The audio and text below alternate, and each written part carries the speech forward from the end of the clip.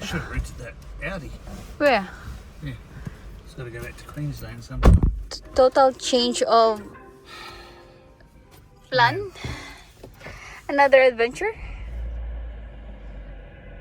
Is this the Kia I like or it's not? I don't know which Kia you like. I don't know. This is a different. It's a drama. It's a drama. We're driving to Adelaide. Oh my God, guys, we'll do the story time, okay? Pag nakaupo na tayo. But hindi kasi ako nag-vlog. But look at this. What a sweet. I did. She offered. She said, "Would you like to take some of this with you?"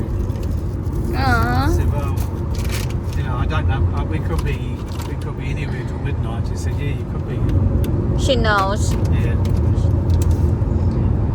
Meron silang pabigay sa amin ni Tony. Sa amin lang kasi kami yung staff travel. So yung iba nakasakay sila sa ibang plane. Kami yung hindi kasi nga kami yung last. So, ayun. Binigyan kami nila ng pagkain. Yung isang cabin crew kanina, yung mukha siyang takot. So yung ginawa ni Tony, what did you do? Ask them a lot of questions. They asked you a lot of questions? I asked them what the rest of their roster was. Were they from Adelaide? Yeah. And they said, no, we're Brisbane. Oh, Brisbane. I said, oh, so how are you supposed to get back there? They said, well, we're supposed to go to Adelaide and back, and then do the red eye from Melbourne to Brisbane at 10:30. Oh, okay. I said, I don't know.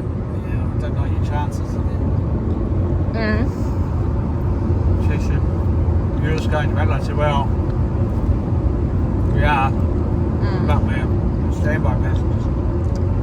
Oh, do you work for Qantas? No, I work for Catholic.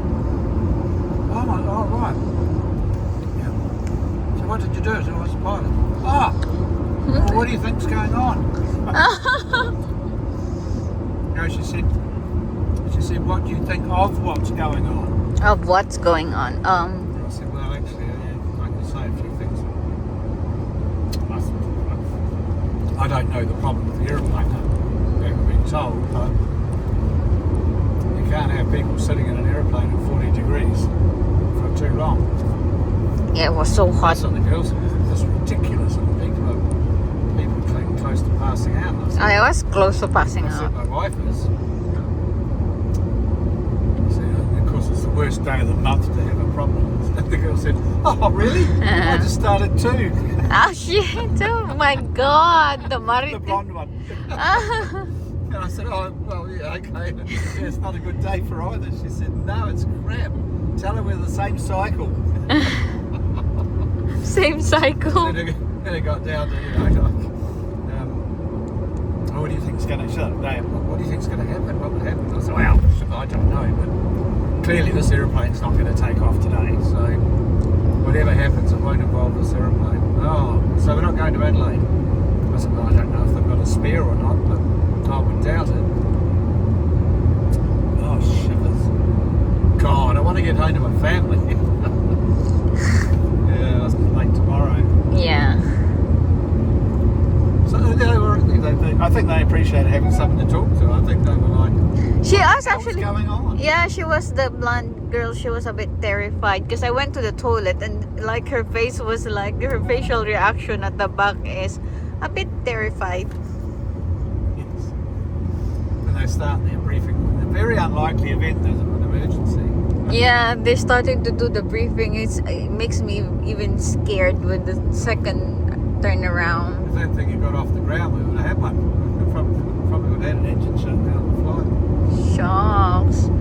It's not a biggie. Like, that's the lowest level of emergency in terms of.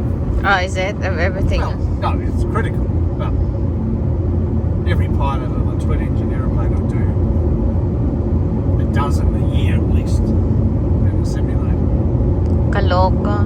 Because yeah, I went to a P and she was like trying to smile, but like, you know, the very fake smile with the very worried face. Yeah. I was actually a little bit sort of taken aback at how completely out of the loop they were. Like they Yeah, they knew don't. nothing. They knew nothing. So that's why I guess it's because if they're passenger with us, they would say we don't know. If they know something, they can't hide. What is it? You think that's what Well, the case? they obviously aren't going to say anything once they found out I was a pilot, and then they were totally different. I'm shut up, and staff travel, of course. Yeah.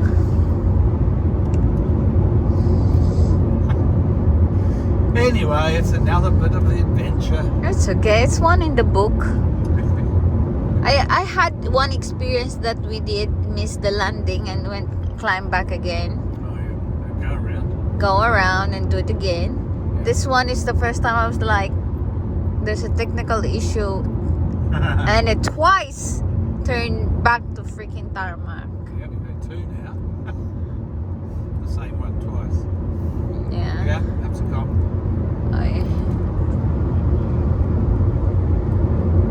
So yeah, my goodness.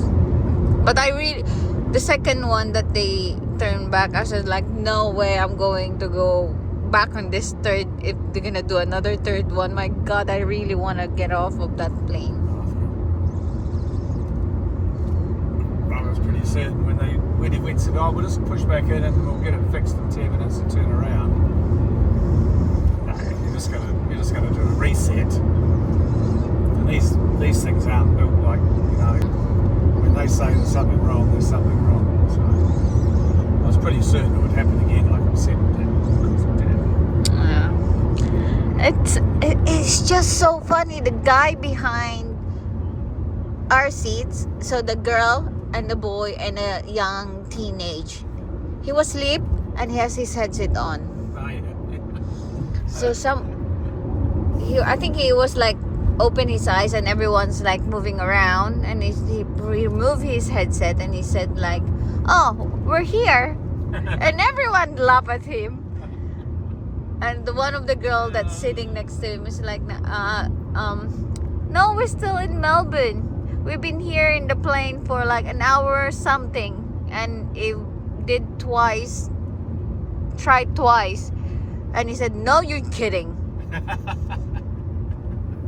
And everyone laughed really. He was, Poor guy.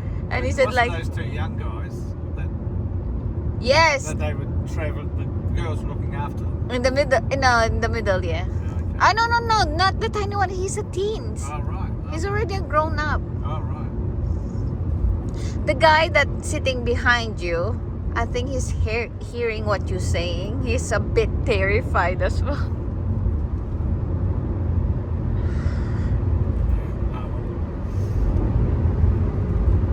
My goodness, such a... But it's so funny after all of that, and then the sudden kid said like, oh, we're here. And everyone just laughed. That's so classic. Brilliant. 56, about 35 minutes to try and get to Ballarat. And he couldn't believe it. We said like, we're still in Melbourne. He said, is that a joke or something? He said, Yeah, can you do this for me? yes.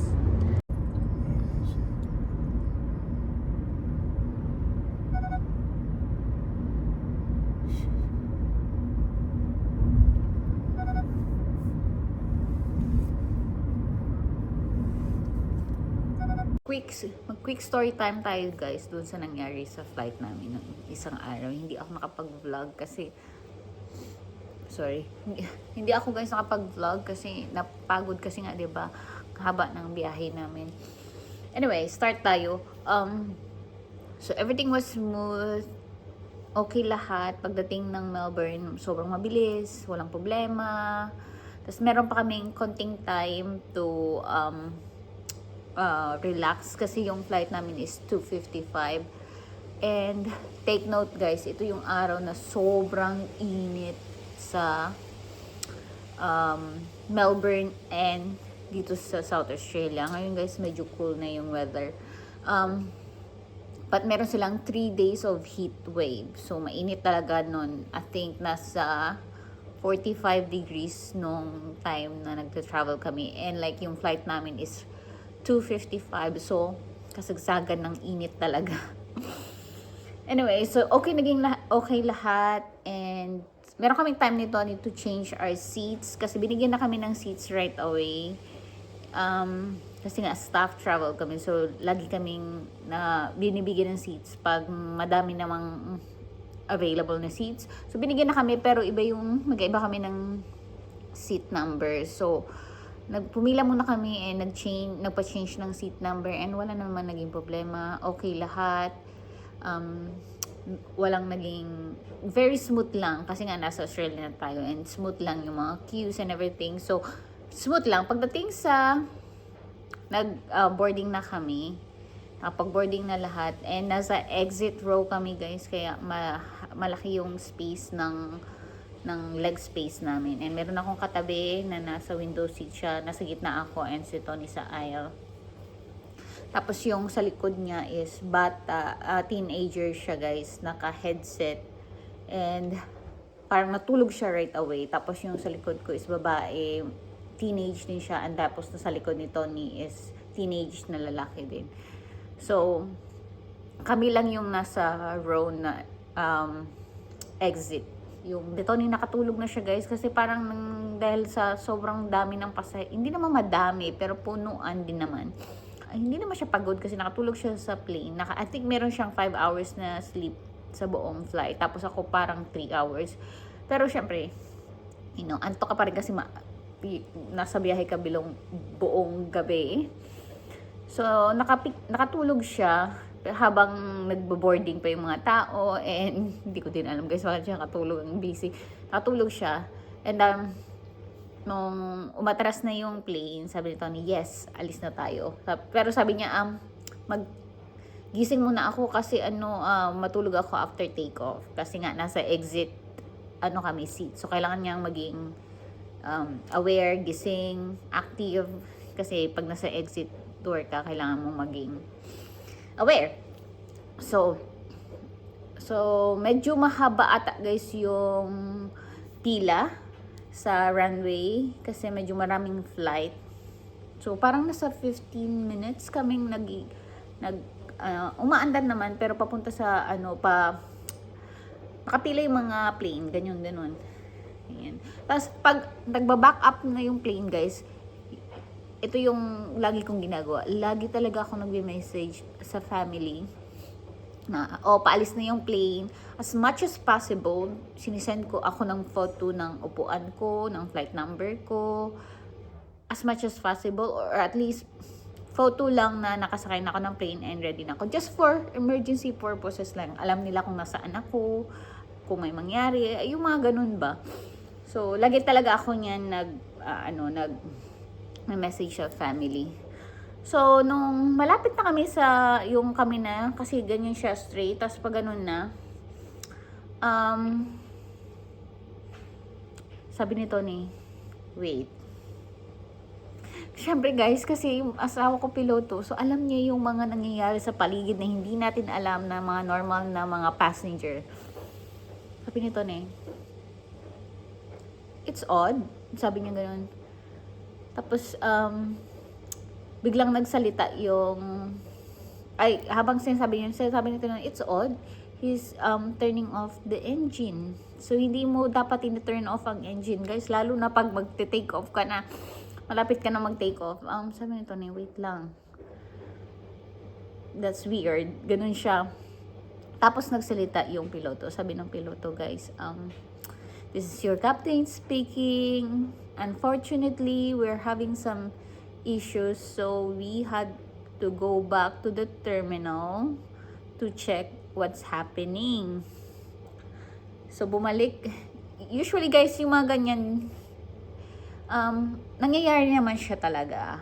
Minsan nga nasa terminal ka pa lang, meron ng ganyan, like may magsasabi na, due to some technical issues, we have to have a slightly delay, yung mga ganon. So, yung meaning nun, may mga kailangan ayusin sa plane. So, nung time na yun, guys, hindi pa ako natatakot. Wala pa akong nararamdaman. Kasi, lang siya, very normal. Nangyayari, like I said. So, okay lang ako. Chill lang. Tapos, nung bumalik na kami sa may terminal, binuksan yung door, tapos pumasok na yung mga aircraft engineer. So, yung mga engineer. So, tinignan nila, check. Tapos habang yung mga stewardess, nag-ano sila, nagbigay ng mga water kasi sa sobrang init nung time na yun. Like I said, 45 degrees. Tapos, tinext ko yung family ko. Sabi ko, hindi kami nakaalis kasi may technical issue. So, bumalik kami ng terminal. Blah, blah, blah.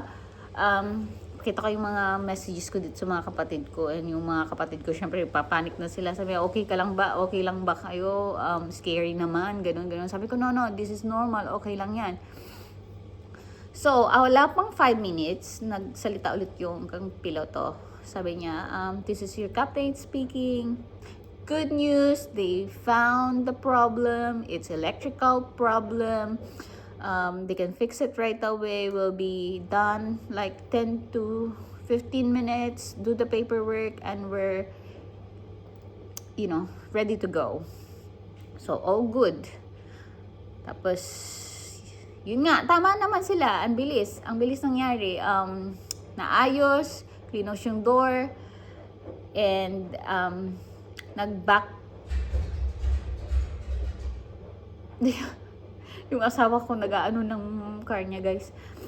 So, nag-back up na yung oh my God! Umandar yung sakyan ng asawa ko. Gulat naman ako. Wait lang, guys. Kasi, wait. Happy ka na? Champagne! Champagne.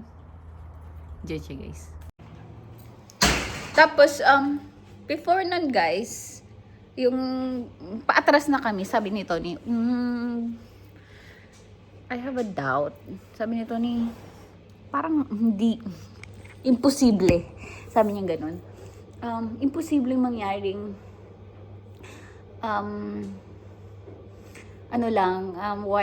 may wire issue and something. Tas ganun kabilis magawa. And at the same time, sabi niya, hindi pinapatay ang engine kung wiring lang ang problema. Pinapatay lang yung engine kung may problema sa engine. So, like I said, may naririnig si Tony na sound na hindi natin alam na normal na tayo na passenger. Like I said, dahil si Tony ay nag-work sa industry and alam niya yung mga nangyayari sa paligid, alam niya yung mga tunog na hindi natin alam. Sabi siya,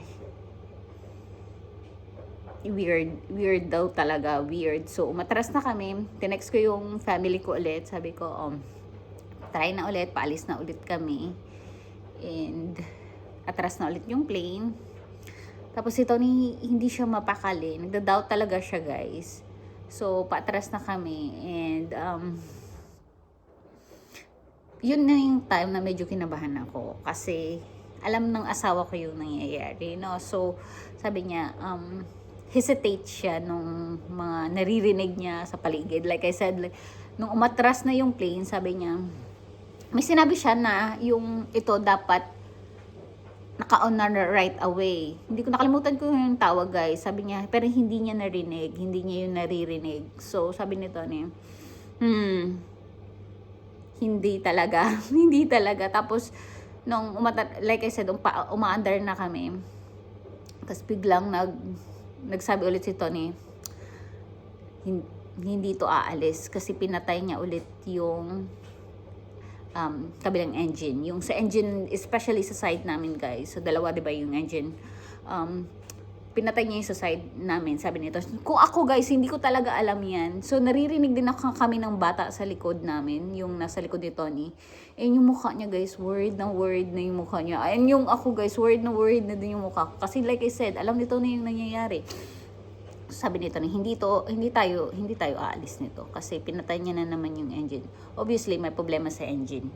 So, yun yung sabi nito ni. First time ko ma-experience to, guys, kasi like I said, may mga technical issue naman na nangyayari. But this time is ilang beses kami bumalik sa terminal. So, hindi pa naman namin alam na pinatay niya na. Like, you know, the usual tao. Wala pang nagsasabi. Pero si Tony alam niya na. So, tapos, nag-stop kami guys ng maybe 10 minutes. Tapos, napatay lahat ng aircon. Yung parang, hindi naman totally patay, pero na-shutdown siya ng really mahina na yung ano ng aircon sa loob ng plane. And sobrang init guys. Sobrang init. Like I said, 45 degrees yun. So, sobrang paypay na ako sa self ko. Tapos, nagsalita na yung piloto. Sabi na naman ng piloto, oh, unfortunately, we still having problem. We have to go back to the terminal and hoping for it ma-fix right away, and we go ahead and continue our journey. Ganun.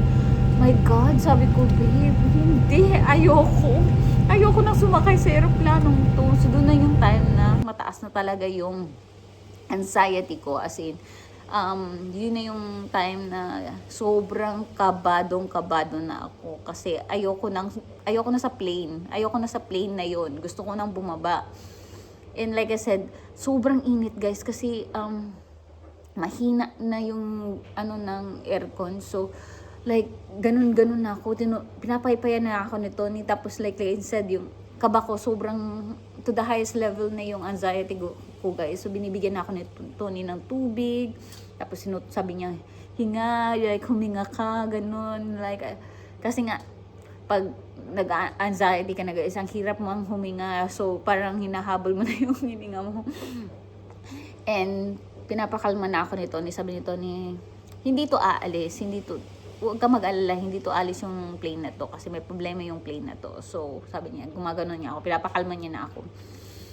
Tapos, yung time na nag-terminal na kami guys, yung mga worker, hindi na sila pumasok, hindi din binuksan yung plane. Nandun lang kami, walang sinasabi yung piloto ng mahabang araw. Tapos, you okay? Your heart, my love. Nagputol-putol yung story natin na kasi may namarites man ako ng asawa ko. Sinend ko na naman message yung pamilya ko. Okay, babe. I'm going to have a shower as well. It's going and oil pressure. Saya niya. Yun guys, so sinimessage ko na naman yung pamilya ko. Sabi ko, hindi na naman kami nakaalis. Kasi nga, aayusin na naman daw. Sabi ng mga kapatid ko, baba ka na dyan. Sabi ko din, gusto kong bumaba. Kaso wala ding may nagre-reklamo guys. Tahimik lang yung mga tao sa aeroplano. Ano yung guys? Wala silang complain na. Koko yun guys talaga. Hindi, andun nga ako. Pero hindi naman ako pwede ako yung unang magreklamo. Nakakahiya naman. Tapos, hindi pa kami nagbayad, di ba?